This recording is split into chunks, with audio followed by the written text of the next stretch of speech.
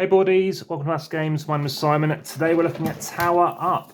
Now this is a game I've already played, so this will be a review as well. This is by Monolith Games, designed by Lartinshon Inc. Now this is a kind of a well-known, in some respects, board game publishing group because we have Gregoire Lager, we have Frank Critin, who I have met. I've met both of them in 2018 at Spiel Essen Fair. Check out my Spiel Essen playlist. Check out my Maui video as well as Sebastian Pichon, who has designed games such as Jaipur. So this is a game, like I said, by Monolith, who apparently only bring out one game a year. You can already find photos over on Instagram. Please check that out via the description YouTube. Like, subscribe, and hit the notification bell.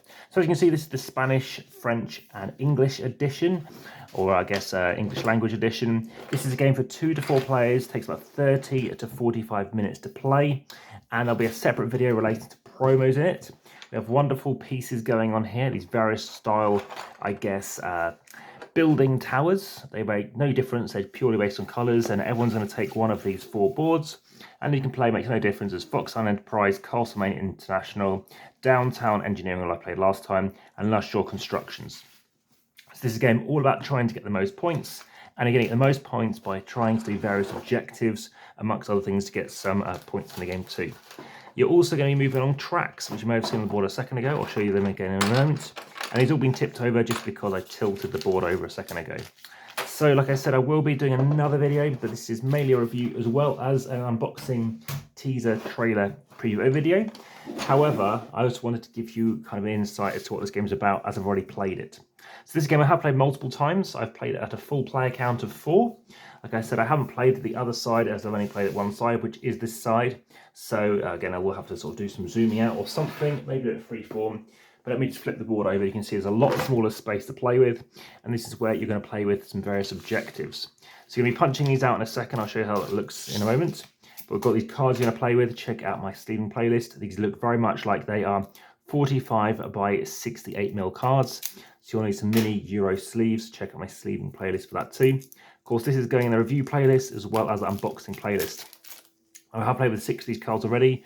You're going to shuffle this deck up, and what you're going to be doing is playing with these cards and picking one of these cards available. So you have 3 available, and you can either get this one, giving you one of those blocks and 2 of these, or in this case, 1 of each, and you can move your digger along or your sort of crane along one position, which allows you to get more points. You're also going to have various objectives to try and score, in which case you are trying to build out a tower of one of each colours.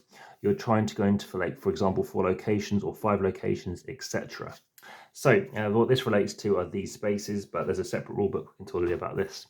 So what's going to happen is you're going to take your respective board. In this case, you're playing as yellow.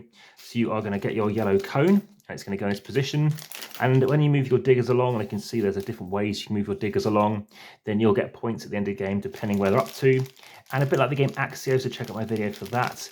As soon as all of them reach a certain milestone, like this location, you get to take an additional turn. And if somehow it's possible that you get up to this location on the same turn, as an example, you get to get even more turns. Being yellow, you're going to get these lovely, I guess, roof tile pieces, which can be stacked on top of. But I will say that these do stack, but with pink and also I think for orange, they don't stack very well.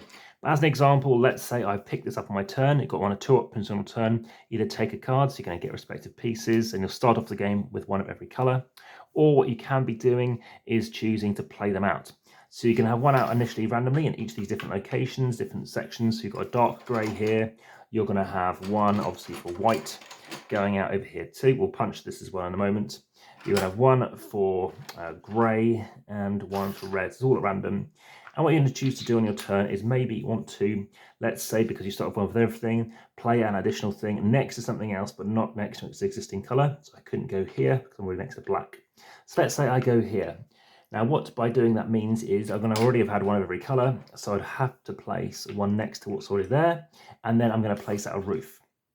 Roof must go either where I'm on or where I'm on next to. So I've just built on one of these things, so I can put it here, or I can place it here. Let's say I place it here. Now, at the end of the game, you're going to be seeing how many roofs you have out, and you'll be scoring points, and you'll be moving along here to show how many. So now I've got 1, but maybe this is where the strategy comes in. You might want to go here. It's only going to get you 1 bump on black as opposed to 2, which still gives you the same amount of victory points. But no one else can go here because you can only bring out a new piece of tower block, which is blank. So no one else can ever go here because it's now got something on it. It looks very fancy. It was all made out. It's very nice. These are very nice too. These are basically scoring objectives. So the first person to get this one is going to get 7 points. The next person gets 3. Of course, with more players, there's more things to play with. And they're all different shapes, which is quite nice to make sure you can't get something twice. Now, in terms of where these go on your board, it even has this good option. You can see that you can only ever take this one once. And of course, there's a race going on. So what do I think of the game? Well, I give this game a rating as a very good, above average game. There's a 7.5 at least for me, or maybe at least a 7. And there's no negative behind it necessarily, but there are a few other games like this, such as Manhattan, which came out in 1994 and won the SPIEL.digital. So check out my video for that and my SPIEL.digital playlist. It's difficult sometimes to plan where you want to go next because somebody else might go there, and there might be some aspects whereby you feel like you're a bit outside of control as to what you can manage to do. Because is it all about hoarding, getting loads of these pieces, these lovely pieces which are very nice, or is it more about trying to maybe play out and control the board a bit more? Now, in terms of this board, it's quite hard to show you in some respects, but you're going to have your cards in here, discard pile here, and 3 visible cards, which is quite fancy and nice. But everything else fits well in the box. But there we go, that has been Tower Up. Thank you very much for watching. Speak again soon. And like I said, maybe check out this game and check out my various images involving everybody wearing high-vis jackets. And we were listening to 53 construction sounds and noises as well too. So that's a lot of fun too. It can be easy to knock some things too, so just be aware of that as well. But it does look very nice as the board fills up. When somebody has played out all of their tower pieces, then all their roof pieces, then you're going to take, that'll be a final turn. And then everyone else take one more turn as well. And then basically the game will end. And it might be the case that you can't place anything or do anything on that final turn. But thanks very much for watching. But for now, back to the table.